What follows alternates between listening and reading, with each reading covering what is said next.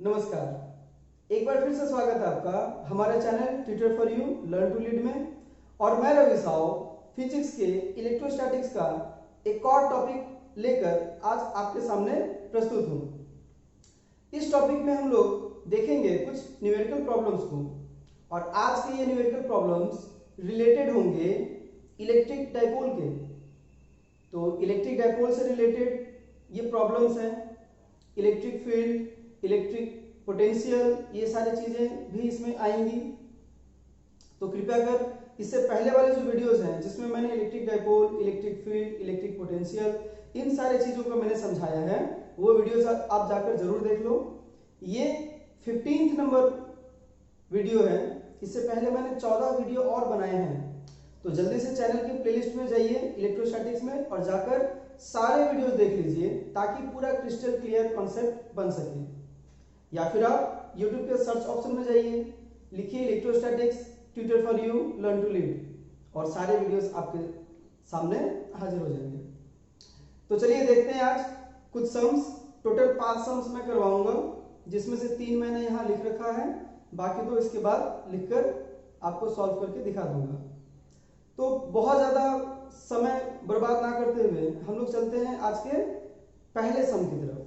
अच्छा, कुछ लोग कहते हैं सर क्वेश्चंस हिंदी में लिखा करिए। तो देखिए, साइंस एक ऐसा सब्जेक्ट है जिसको हम लोग लोकल लैंग्वेजेस में बहुत ज़्यादा नहीं कर सकते हैं। इंग्लिश टर्म्स ज़्यादा यहाँ पर यूज होते हैं, तो आप इंग्लिश में देखो तो वो ज़्यादा बेटर रहेगा।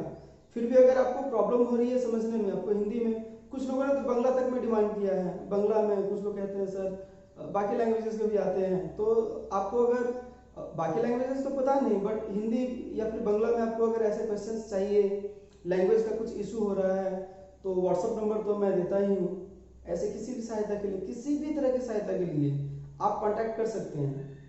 हम टीचर्स का काम ही है आप स्टूडेंट्स का हेल्प करना, ठीक है? तो आप बिल्कुल मत शर्माइए, आप कांटेक्ट कर सकते हैं।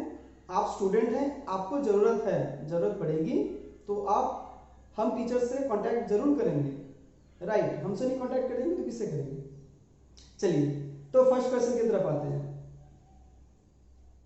ABC is a small isosceles right angle triangle of hypotenuse 1 centimeter. A charge of 40 picocoulomb is placed at the right angle corner A and minus 20 picocoulomb and minus 20 picocoulomb at B and C respectively. Show that the system of charges may be treated as a dipole for all external points at large distances. यानी कि एक isosceles right angle triangle है। चलिए, ये हमने consider कर लिया। अच्छा, राइट एंगल कहाँ है? तो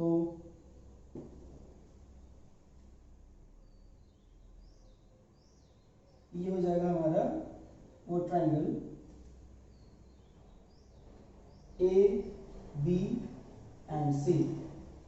उसका जो राइट एंगल है यहाँ पे +40 पिकोकुलम। अच्छा, पिकोकुलम का क्या यहाँ मामला है? पिछले वीडियो में मैंने बताया था, फिर से बताता हूं। मिली का मतलब होता है 10⁻³ है ना? 10⁻³ होता है मिली का मतलब। मिली या नहीं उस पर मत जाना। मिली कहते हैं ना, मिलीमीटर, मिलीलीटर, वो वाली मिली, ठीक है? वो कुछ और वाली मिली मत समझ लेना। उसके बाद आता है माइक्रो, और माइक्रोन भी कहेंगे। 10⁻⁶ इसका मतलब, इसका या मीटर लगा दो, लीटर लगा दो, ग्राम लगा दो, जो मर्जी लगा दो, 10⁻³ ही रहेगा वो। Nano 10⁻⁹। Pico small p 10⁻12। Atto small a 10⁻18। ठीक है? तो यहां पिको, पिको का मतलब क्या हुआ? 40 × 10⁻12 मीटर। नाउ उसके बाद क्या बोल रहा है, पॉइंट बी और पॉइंट सी में क्या है, -20 पिको कूलम का चार्ज है। अच्छा, एक बहुत इंपॉर्टेंट बात, ये आइसोसेलेस ट्रायंगल है, तो एक आइसोसेलेस ट्रायंगल में इक्वल, अगर वो राइट एंगल ट्रायंगल है तो इक्वल जो साइड्स होंगे वो कौन से होंगे, वो हमेशा परपेंडिकुलर और बेस होते हैं, हाइपोटेन्यूज नहीं हो सकता, क्योंकि हमें पता है कि राइट एंगल ट्रायंगल का जो सबसे बड़ा वाला साइड होता है वो हाइपोटेन्यूज होता है, तो ये दोनों साइड्स इसके इक्वल साइड्स होंगे। तो ऐसे हालत में यहाँ पे तो 90 डिग्री बनेगा ही ऑब्वियसली, बाकी दो प्लेसेस पे क्या होगा, 45 होगा, बिकॉज किसी ट्रायंगल में इक्वल साइड्स के जो ऑपोजिट एंगल्स होते हैं वो इक्वल होते हैं। अब चलिए हम लोग यहां से परपेंडिकुलर ड्रॉ करते हैं जो इसके मिड पॉइंट को टच कर रहा है, बीसी के मिड पॉइंट को हमने ओ कंसीडर कर लिया, ठीक है। तो अब ये 90 है, ये 45 है, तो ये भी 45। देखिए ये दोनों अगर 45 डिग्री है तो इसका जो ऑपोजिट वाला साइड होगा, इसका ऑपोजिट साइड ये, इसका ऑपोजिट साइड ये दोनों साइड्स भी क्या होंगे, इक्वल होंगे। तो देखिए ये पूरा लेंथ दे रखा है यहाँ पे 1 सेंटीमीटर, तो यहां ये वाला लेंथ क्या हो जाएगा, 0.5 सेंटीमीटर, और ये तो इक्वल है, तो ये भी 0.5 सेंटीमीटर। ओके, अब देखिए ये -20 पिकोकुलम, ये -20 पिकोकुलम, दोनों का दोनों नेगेटिव, तो दोनों के फोर्सेस का डायरेक्शन इधर होगा, तो ये दोनों मिलके इन दोनों का जो फोर्स होगा या जो फील्ड होगा वो यहां पे कंसंट्रेटेड होगा, राइट, इन दोनों का। तो कहने का मतलब है कि ये जो AO है ना, AO ये एक डाइपोल का काम करेगा, -20 -40, सो +40, एंड यहां पर जो चार्ज, इफेक्टिव चार्ज यहां पे जो होगा वो होगा -40 पिकोकुलम, यानी कि इस पूरे सिस्टम की वजह से एक डाइपोल यहां क्रिएट हो रहा है, एक डाइपोल यहां पे क्रिएट हो रहा है। तो हम लोगों को इसी डाइपोल की वजह से AC का जो, कहां गया भाई, show that the dipole formation of point, calculate the potential due to system at a point on the prolongation of side AC। तो AC का जो प्रोलॉन्गेशन यानी इसका बड़ा हुआ भाग है, लार्ज डिस्टेंस बोल रहा है, चलिए इसको और ऊपर लेते हैं, ये रहा लार्ज डिस्टेंस, यहां पे जो कि 40 सेंटीमीटर है A से 40 सेंटीमीटर पे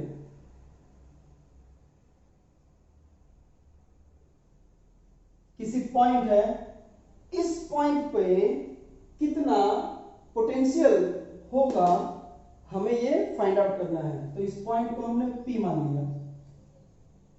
अब देखिए ये लार्ज डिस्टेंस क्यों बोला है क्वेश्चन में, लार्ज डिस्टेंस क्यों बोला जा रहा है, लार्ज डिस्टेंस इसलिए बोला जा रहा है क्योंकि हम लोग जो एक्सप्रेशन यहाँ यूज करेंगे पोटेंशियल फाइंड आउट करने के लिए, वो वाला एक्सप्रेशन लार्ज डिस्टेंस के लिए होगा। अब लार्ज लार्ज क्यों, देखिए अगर आपने डाइपोल वाला मेरा वीडियो देखा है, इससे पहले वाली वीडियो या फिर उससे पहले वाली वीडियो, डाइपोल के ऊपर मैंने 2 वीडियोस बनाए हैं, एक में मैंने पूरा डाइपोल समझाया है और एक मैंने स्पेशल केस लिया है। तो उसमें मैंने बताया था कि लार्ज डिस्टेंस में क्या होता है, जो ये डिस्टेंस होता है वो डाइपोल लेंथ से बहुत ज्यादा लार्ज हो जाता है और हम लोग डाइपोल लेंथ को नेग्लेक्ट कर देते हैं। याद करिए आप, एक ऐसा एक्सप्रेशन देखने को मिला था, E = 1/4 pi epsilon naught into P by root under x square plus L square to the power 3/2। तो हमने लार्ज डिस्टेंस लेने के चक्कर में क्या किया था, इस L को नेग्लेक्ट कर दिया था। ऑब्वियसली अगर ये x बहुत ज्यादा बड़ा रहेगा L के, तो L को हम लोग नेग्लेक्ट कर सकते हैं, तो हम लोगों को यहां से मिल गया था 1/4πε0/p into p by x cube.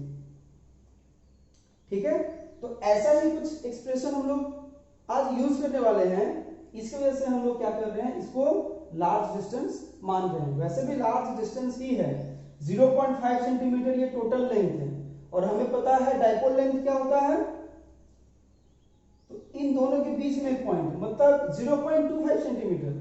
तो ये 0.25 सेंटीमीटर और ये 40 सेंटीमीटर, बहुत ज्यादा डिफरेंस है, राइट।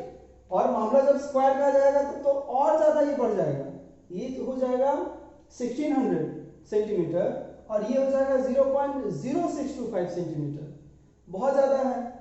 तो ये वाला लेंथ इस सेंटर ऑफ डाइपोल के लेंथ से, मतलब ये वाला लेंथ, इन ये दोनों ऑलमोस्ट इक्वल होंगे। तो हम लोग इसे भी 40 सेंटीमीटर मानकर चलेंगे। क्यों कर रहे हैं ऐसा, क्योंकि ये बहुत स्मॉल है, बहुत स्मॉल है। आप यहाँ पे देख पा रहे हो तो थोड़ा सा आपको लग रहा होगा कि नहीं यार ये तो छोटा है, ये बड़ा है, बट ये बहुत कम है। यहाँ तो मैंने बहुत ज्यादा सेंटीमीटर ले रखा है आपको समझाने के लिए। ये बहुत क्लोज है, इतना क्लोज है, 1 सेंटीमीटर से भी कम है। तो ऑलमोस्ट ये जो लेंथ है ये इसके बराबर है, तो ये 40 सेंटीमीटर ही हम लोग लेंगे। ठीक है, तो सबसे पहले तो ये यहाँ पे पूछ रहा था कि क्या ये डाइपोल की तरह ये काम करेगा, आप शो करो कि ये डाइपोल क्रिएट कर रहा है, मतलब एक डाइपोल की तरह ये सिस्टम पूरा काम कर रहा है। तो मैंने समझा दिया कि कैसे डाइपोल की तरह सिस्टम काम कर रहा है। दोनों का जो फील्ड है वो यहाँ पर आकर के कंसंट्रेट हो रहा है। तो ये वाला पॉइंट इटसेल्फ -40 पिकोकूलम की तरह काम कर रहा है। तो यहाँ पर इक्वल एंड ऑपोजिट चार्जेस की वजह से एक डाइपोल क्रिएट हो रहा है। तो ये तो पॉसिबल है, यस, ये हो रहा है। अब हमें फाइंड आउट करना है पोटेंशियल। तो देखिए ये एक 45 डिग्री का एंगल बना करके ये जो पॉइंट है, इस पॉइंट से डाइपोल का जो एक एंड है यहां से ये 45 डिग्री का एंगल बना रहा है, और ये बहुत स्मॉल है, तो ये एंगल भी 45 डिग्री का ही हम लोग मानेंगे, ये वाली एंगल। ठीक है, तो ये 45 डिग्री का एंगल बनाते हुए ये पॉइंट से ये जो लाइन मिल रहा है वो कुछ इस प्रकार यहां हमें दिख रहा है कि 45 डिग्री का एंगल बना रहा है। तो फॉर्मूला क्या था पोटेंशियल का ऐसे पॉइंट के लिए, पिछले वीडियो में मैंने डिस्कस किया था कि किसी भी पॉइंट पे इलेक्ट्रिक डाइपोल की वजह से कितना इलेक्ट्रिक फील्ड या इलेक्ट्रिक पोटेंशियल जनरेट होता है वो हम लोग कैसे फाइंड आउट करते हैं। तो उसका फॉर्मूला था पोटेंशियल का 1/4πε0 into p cos theta by X cube, right. और ये थीटा क्या था, थीटा ये एंगल था, मतलब सेंटर ऑफ डाइपोल से वो वाला पॉइंट, उस पॉइंट को मिलाने वाला लाइन जो एंगल बनाता है वो वाला। ये लाइन थोड़ा टेढ़ा हो गया है, एज यू नो मैं सारे वीडियोस में कहता हूँ कि मेरे डायग्राम, मेरे हैंडराइटिंग बहुत एकदम माशाल्लाह है, राइट। एडजस्ट करके चलने में भलाई है तो थोड़ा आप एडजस्ट कर लेना, ठीक है। ये स्ट्रेट लाइन है। हम फिजिक्स वालों का ना एक बहुत बड़ा, मतलब एक हमारे अंदर क्या कह सकते हैं उसको, बहुत बड़ा टैलेंट होता है कि हम लोग कुछ भी अज्यूम कर लेते हैं। तो जब कुछ भी अज्यूम कर सकते हैं तो इस टेढ़े लाइन को भी हम लोग एक स्ट्रेट लाइन अज्यूम करके चलते हैं। अभी मैं इसको मिटाऊंगा, बहुत कुछ मिट जाएगा, ठीक है। चलिए आते हैं, तो यहां से v इक्वल टू क्या मिलेगा, इसके प्लेस पे हम लोग लिखेंगे 9 × 10⁹ हमें पता है इसका वैल्यू होता है 9 × 10⁹। यूनिट जो भी हो, फर्स्ट वीडियो में मैंने डिस्कस किया था, फर्स्ट नहीं सेकंड वीडियो में आप देख लेना। p का वैल्यू तो दे दिया है, p क्या है, डाइपोल मोमेंट, डाइपोल मोमेंट है, क्या दिया हो, नहीं है, चलो। तो डाइपोल मोमेंट का मतलब हम जानते हैं q × 2l into cos 45 degree divided by X cube, मतलब ये जो डिस्टेंस है उसका क्यूब, माफ कीजिएगा, ओहो यहां गलती हुई है, x स्क्वायर होगा। तो ये हो जाएगा हमारा 40 सेंटीमीटर मीन्स 40 बाई 100 मीटर, इसका स्क्वायर। ओके, सेंटीमीटर है, एक्सप्रेशन में हम लोग मीटर में कन्वर्ट करके लिखेंगे। तो ये क्या हो जाएगा, ये हो जाएगा 9 इंटू 10⁹ इंटू क्यू के प्लेस पे क्या हो जाएगा, क्यू के प्लेस पे होगा 40 इंटू 10⁻⁻12, जैसा कि मैंने कहा पिको मतलब -12 10 टू पावर इंटू 12 यहाँ कितना है, 12 मतलब ये पूरा, इसको बोलते हैं हम लोग 12 डाइपोल लेंथ। तो डाइपोल लेंथ कितना है 0.5 सेंटीमीटर, तो 0.5 सेंटीमीटर मतलब 0.5 इंटू 10⁻⁻2 मीटर, 0.5 बाई 100 मतलब 10⁻⁻2 इंटू cos 45 की वैल्यू 1/√2, 1/√2 लिख लेते हैं नीचे, इंटू 40 बाई 100 मीन्स 0.4 का होल स्क्वायर। ओके, तो ये सारे कैलकुलेशन जब हम लोग करेंगे तो इसका वैल्यू हम लोग पाएंगे 7.95 इंटू 10⁻³ वोल्ट। जी हाँ, पहले से कैलकुलेट करके रखा हूं ताकि आपका टाइम मैं बचा सकूं और आप लोग थोड़ा खुद से भी मेहनत कर लो। ठीक है, कैलकुलेटर है या दिमाग का कैलकुलेशन है, 1/√2 के प्लेस पे 0.707 पुट करेंगे, ठीक है, वो आप देख लेना, ये पूरा कैलकुलेट करने पे हमको ये मिलेगा। तो हमने ये शो कर दिया कि ये पूरा जो सिस्टम है वो एक डाइपोल की तरह एक्ट कर रहा है और जो पोटेंशियल यहाँ पे जनरेट हो रहा है वो ये है। अब बिना देर किए हम लोग चलते हैं सेकंड क्वेश्चन की तरफ। सेकंड क्वेश्चन क्या है, calculate the binding energy of a dipole consisting of two charges +4 picocoulomb and -4 picocoulomb separated by a distance 20 micron। एक डाइपोल है, यहां पे है -40 पिकोकूलम और यहां पे +40 पिकोकूलम। ओके, और क्या क्या दिया है, हाँ दोनों के बीच का डिस्टेंस दे दिया है, दोनों के बीच का डिस्टेंस है 20 micron. 20 micron means 20 into 10⁻⁻6 metre. Okay, अब चलिए देखते हैं ये बाइंडिंग एनर्जी का क्या मिला है। बाइंडिंग एनर्जी तो डिटेल में बाद में पढ़ते रहेंगे, आप बाइंडिंग एनर्जी मतलब इतना जान लो कि किसी चार्ज को एक पॉइंट से इंफिनिटी तक ले जाने के लिए जो वर्क डन करना पड़ता है वो है बाइंडिंग एनर्जी। या फिर हम लोग ये कह सकते हैं जो एक्चुअली होता है कि एक पॉइंट से किसी दूसरे पॉइंट तक ले जाने के लिए जो वर्क डन करना पड़ता है वो है बाइंडिंग एनर्जी। मतलब कहीं भी ले जाइए, किसी एक पॉइंट से कहीं भी ले जाइए, इंफिनिटी में भी ले जाइए, जो वर्क डन करना पड़ रहा है उसे हम लोग बाइंडिंग एनर्जी कहेंगे।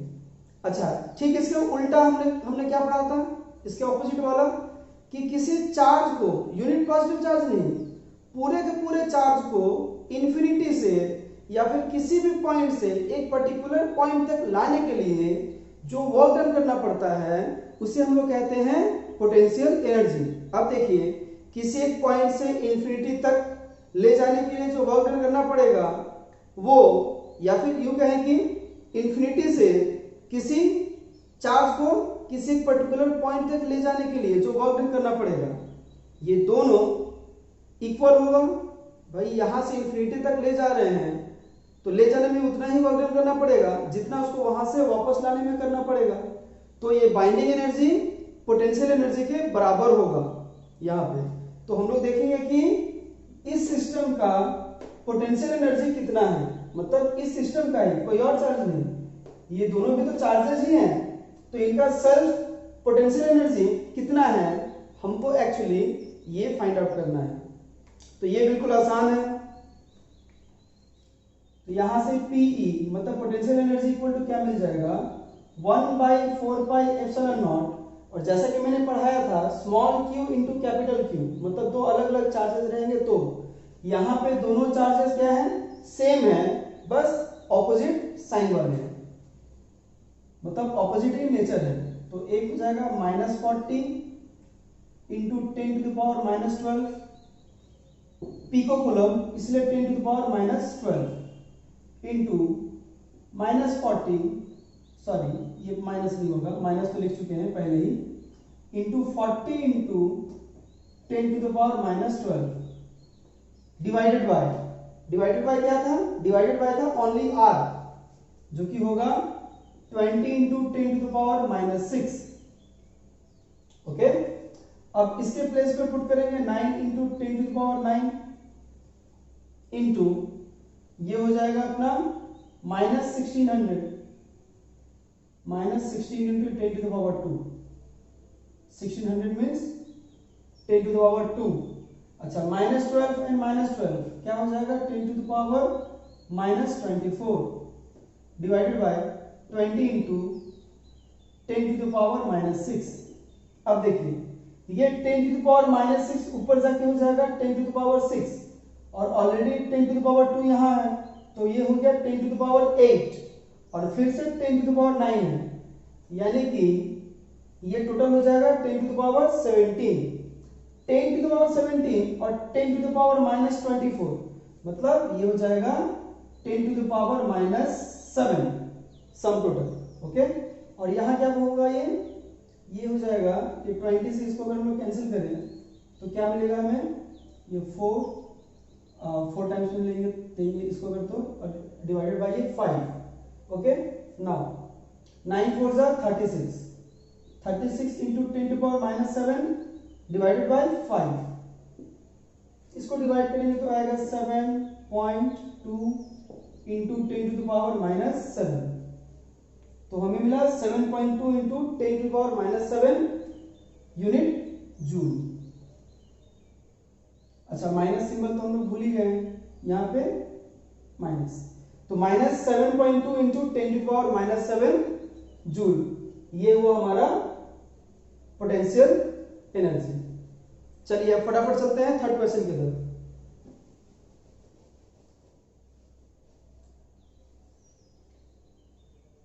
थर्ड क्वेश्चन में डाइपोल मोमेंट गिवन है जो कि वेक्टर फॉर्म में है, और इलेक्ट्रिक फील्ड गिवन है जो कि वेक्टर फॉर्म में है। हमसे टॉर्क पूछा जा रहा है, तो टॉर्क इक्वल टू, तो पहले मैंने वीडियो में ये बताया भी है, फिर से बता रहा हूं कि टॉर्क जो होता है वो क्रॉस प्रोडक्ट होता है डाइपोल मोमेंट और इलेक्ट्रिक फील्ड का। डाइपोल मोमेंट होता है क्या बोल रहा हूं, क्रॉस प्रोडक्ट होता है डाइपोल मोमेंट और इलेक्ट्रिक फील्ड का। तो यहां डाइपोल मोमेंट के प्लेस पे 10⁻7 इंटू 5 आई कैप प्लस जे कैप -2 के कैप, ओके, क्रॉस 10⁻7 इंटू आई कैप प्लस जे कैप प्लस के कैप। 10⁻7 10⁻7 दोनों कैंसिल आउट हो जाएंगे, तो यहां हमें मिलेगा 5 आई कैप प्लस जे कैप -2 के कैप क्रॉस आई कैप प्लस जे कैप प्लस के कैप। डोंट से कि आपको प्रॉब्लम है क्रॉस प्रोडक्ट में, ठीक है। अगर आप ये वीडियो देख रहे हैं तो आपको ये प्रॉब्लम नहीं होना चाहिए, और अगर आपको प्रॉब्लम है क्रॉस प्रोडक्ट क्या होता है इन सब चीजों में, तो मैं वेक्टर के ऊपर एक वीडियो लेकर आऊंगा, आप वो वीडियो जरूर देखना। उम्मीद करता हूं कि आपके सारे कॉन्सेप्ट क्लियर हो जाएंगे, ठीक है। बस आप इतना समझ लो कि ये क्रॉस प्रोडक्ट है, और इसको कैसे निकालते हैं, तो by determinant, by using determinant method. I cap J cap K cap लिख लेंगे, फिर इसके जो एलिमेंट्स हैं यानी 5 1 -2 और इसके एलिमेंट 1 1 1, ये हो जाएगा, मल्टीप्लाई कर देंगे 1 + 2 आई कैप प्लस सेकेंड टाइम में इसका मल्टीप्लाई, तो 1 × -2 -2 माइनस फिर 5 × 1 that means -5 J cap plus, अब की बार इसको ढक देंगे 5 इंटू 1 5 माइनस 1। ये क्या किया मैंने, ये मैंने डिटर्मिनेंट निकाला है। आप लोगों को पता ही होगा कि डिटर्मिनेंट कैसे निकलता है, नहीं पता तो जान लीजिए। पहले यहाँ का एलिमेंट लिखते हैं और उसके आगे जिसका भी हमें यहाँ पे निकालना है वैल्यू, उसको हम लोग ढक देते हैं। तो इसको ऐसे ढक देंगे, जो नंबर दिखेगा पहले ऐसे डायगोनली उसको मल्टीप्लाई करेंगे, फिर बाय डिफॉल्ट माइनस लिखेंगे, फिर इन दोनों को मल्टीप्लाई करके उसे पुट कर देंगे। तो 1 minus of -2 that means 1 plus 2। इसी तरह करके जे का वाला निकालेंगे तो इन दोनों को ढक देंगे, फिर इसका मल्टीप्लाई इसके साथ, सेकंड वाले में थोड़ा उल्टा होता है, इसका मल्टीप्लाई इसके साथ, फिर इसका मल्टीप्लाई इसके साथ। बाय डिफॉल्ट दोनों के बीच में माइनस लिखते हैं। तो खैर मैं डिटर्मिनेंट की क्लास नहीं करा रहा हूँ, अगर मैं इसे और भी ज़्यादा एक्सप्लेन करता रहा तो वीडियो बहुत ज़्यादा लंबा हो जाएगा। तो डिटर्मिनेंट हमारा ये आया, ये देख लेते हैं। तो यहां से हमें क्या मिलेगा, ये हो जाएगा 3i कैप माइनस 7 जे कैप प्लस 4 के कैप। ये हो गया हमारा टॉर्क। तो टॉर्क का वैल्यू आया ये। मैग्नीट्यूड निकाल लेते हैं इसका। तो मैग्नीट्यूड टॉर्क का यहां से क्या हो जाएगा, ये हो जाएगा √3² प्लस -7² प्लस ये 4 है, हाँ 4²। ये हो जाएगा 9 plus 49 plus 16 that equal to, ये हो गया 58 एंड 16 74, √74 वैल्यू होगा ऑलमोस्ट 8.6 न्यूटन मीटर। तो ये रहा हमारा टॉर्क वेक्टर फॉर्म में, और ये रहा उसका मैग्नीट्यूड। डायरेक्शन निकालना है, हमें पता है कि क्रॉस प्रोडक्ट का हमेशा डायरेक्शन किस तरफ होता है, जिस प्लेन में डाइपोल और इलेक्ट्रिक फील्ड होगा उसके परपेंडिकुलर। मतलब सपोज कि यहाँ पे इस तरफ टॉर्क डाइपोल मोमेंट है, इस तरफ इलेक्ट्रिक फील्ड है, तो ऊपर की तरफ टॉर्क होगा। तो इसका डायरेक्शन किस तरफ होगा, तो perpendicular to the plane containing dipole moment and electric field. चलिए फटाफट चलते हैं हम लोग क्वेश्चन नंबर 4 की तरफ। तो क्वेश्चन नंबर 4 ये रहा, an electric dipole consists of two opposite charges of magnitude 1 microcoulomb separated by a distance of 2 centimeter. The dipole is placed in an electric field of 10 to the power 5 volt per meter. सबसे पहले find out करने बोल रहा है, what maximum torque does the field exert on the dipole? And second जो find out करना है वो है, how much work must an external agent do to turn the dipole end for end starting from a position of alignment theta equals to 0 degree।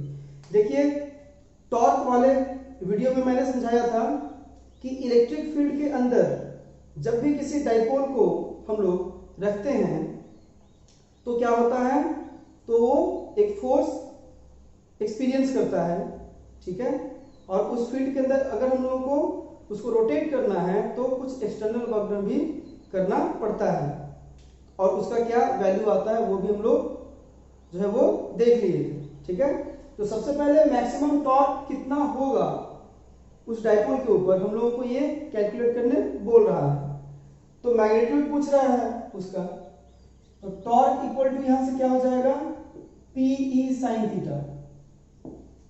कहां से आया, torque equal to क्या था, डाइपोल मोमेंट और इलेक्ट्रिक फील्ड का cross product. और हम लोग को पता है क्रॉस प्रोडक्ट का जो मैग्नीट्यूड होता है वो कुछ ऐसा होता है, Pe sin थीटा।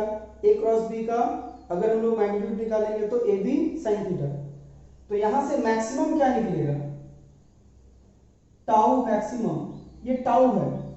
वो गांव वाले हमारे वो जो ताऊ जी, ताऊ नहीं ना टाउ, ये टाउ का सिंबल है। टॉर्क को हम लोग टाउ से रिप्रेजेंट करते हैं। तो टाउ मैक्स इक्वल टू क्या हो जाएगा, साइन थीटा का मैक्सिमम वैल्यू कितना होता है, 1 होता है, ओके। तो ये साइन थीटा हो जाएगा 1 और टाउ मैक्स हो जाएगा P इंटू ई। P का वैल्यू कितना है तो P के प्लेस में हम लोग Q इंटू 12 लिख देंगे इंटू E।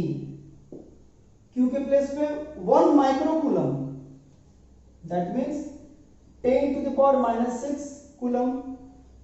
और 2L क्या है, 2L है डाइपोल लेंथ। डाइपोल लेंथ क्या है, डिस्टेंस ऑफ 2 सेंटीमीटर। तो दोनों चार्जेस के बीच के डिस्टेंस को हम लोग बोलते हैं डाइपोल लेंथ। वो दिया हुआ है 2 सेंटीमीटर। हाँ 2 centimetre, that means 2 into 10 to the power minus 2 metre. और E का वैल्यू गिवन है 10 टू द पावर 5। तो ये कुल मिला के कितना आएगा, ये 2 into 10 to the power minus 3 newton metre. Okay, अब हमें फाइंड आउट करना है वर्क डन। अगर इसको रोटेट करना है तो कितना एक्सटर्नल वर्क डन लगेगा उस डाइपोल को रोटेट करने में, वो हमें निकालना है।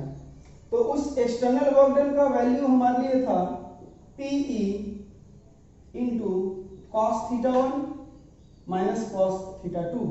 मतलब उस डाइपोल को हम लोग थीटा 1 एंगल से थीटा 2 एंगल तक ले जाने के लिए जो एक्सटर्नल वर्क डन करेंगे उसका ये है एक्सप्रेशन।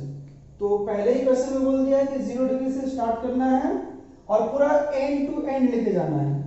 0 डिग्री से स्टार्ट करना है और पूरा इसको एंड टू एंड मतलब यहां तक पूरा लेकर आना है। कितना डिग्री हुआ, 180 डिग्री।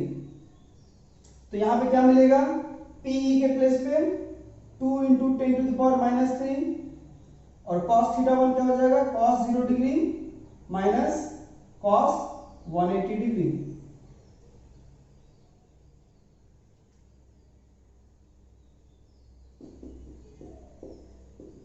तो ये हो जाएगा cos 0 डिग्री मींस 1 और cos 180 डिग्री का वैल्यू -1। तो -1 इंटू माइनस क्या हो जाएगा +1।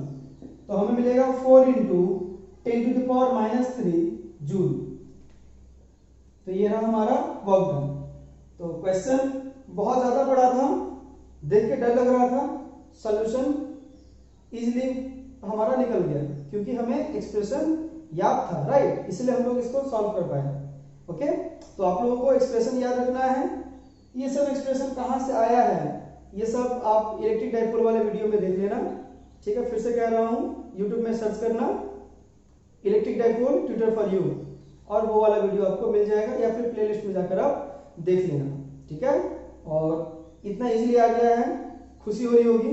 इसी खुशी में लाइक जरूर बनता है, कर दो।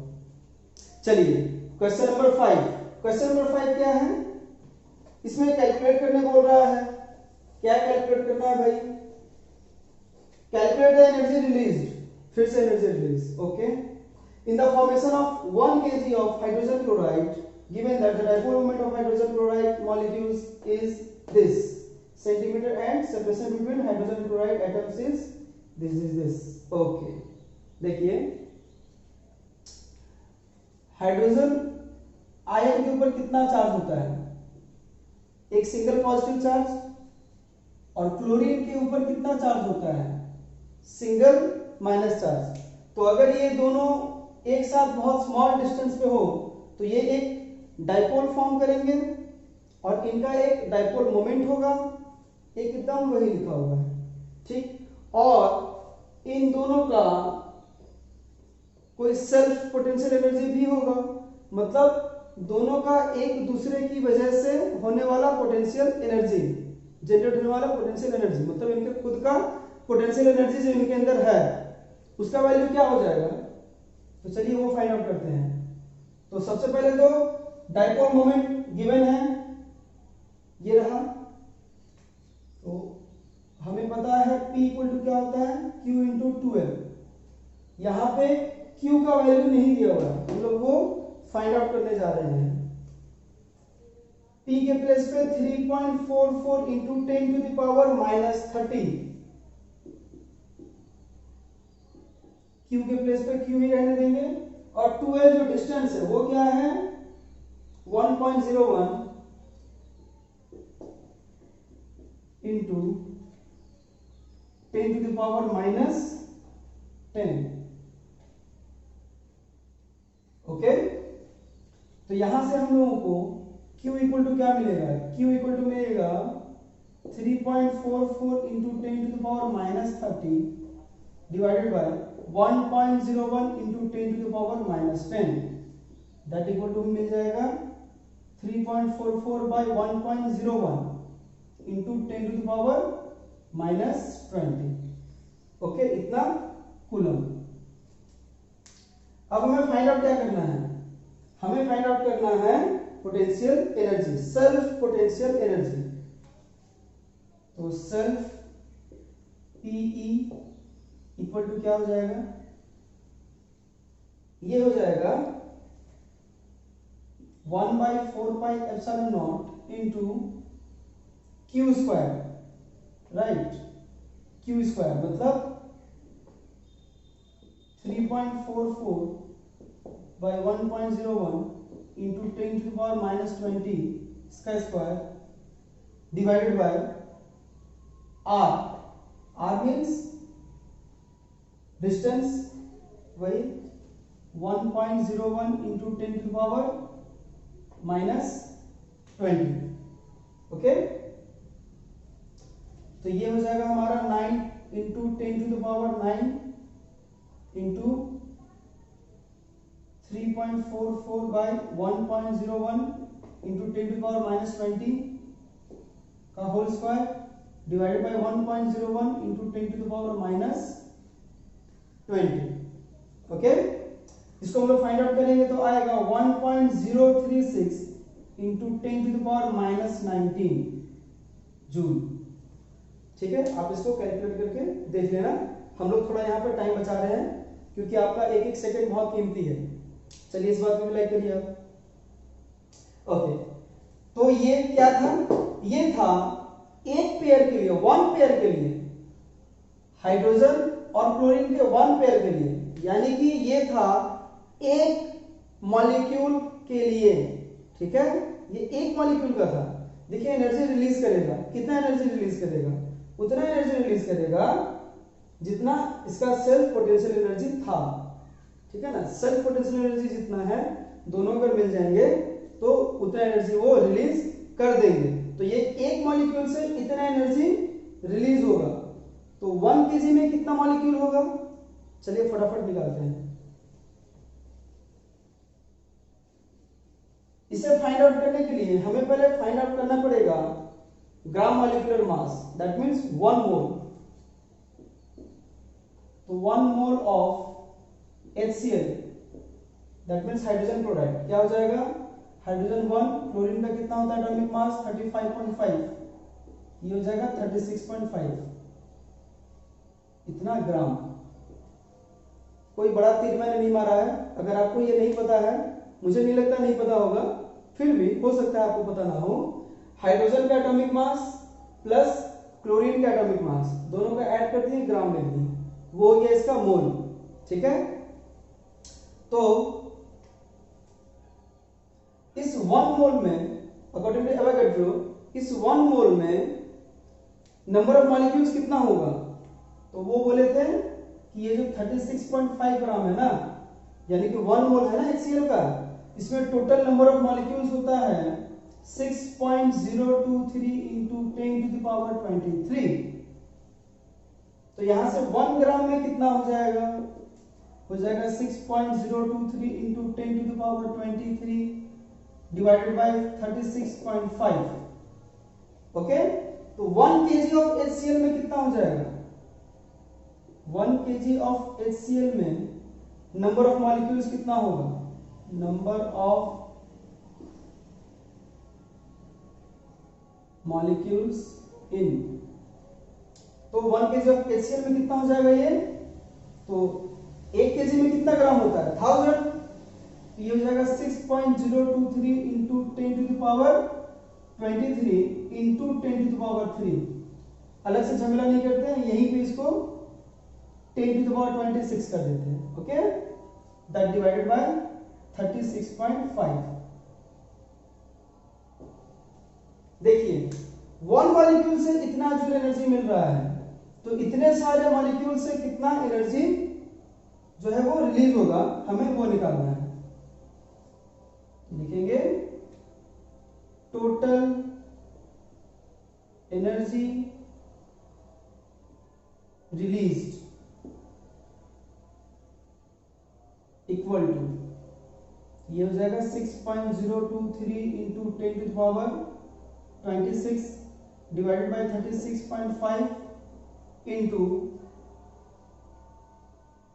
1.036 into 10 to the power -19, that equal to 1.65 into 10 to the power 6 joule. उम्मीद करता हूं कि ये सारे सॉल्यूशंस आपको समझ में आए होंगे, ये वीडियो आपको अच्छा लगा होगा। समझ में अगर नहीं आया है तो कमेंट सेक्शन में आप फटाफट बता दीजिए कि कहां प्रॉब्लम हो रहा है। और ज्यादा हेल्प चाहिए, हमेशा आपके लिए अवेलेबल है, ये रहा व्हाट्सएप नंबर। तो लाइक आप कर दो, जल्दी से आप शेयर कर दो सबको, ताकि सबको ये वीडियो पहुंच सके, सबका भला हो सके।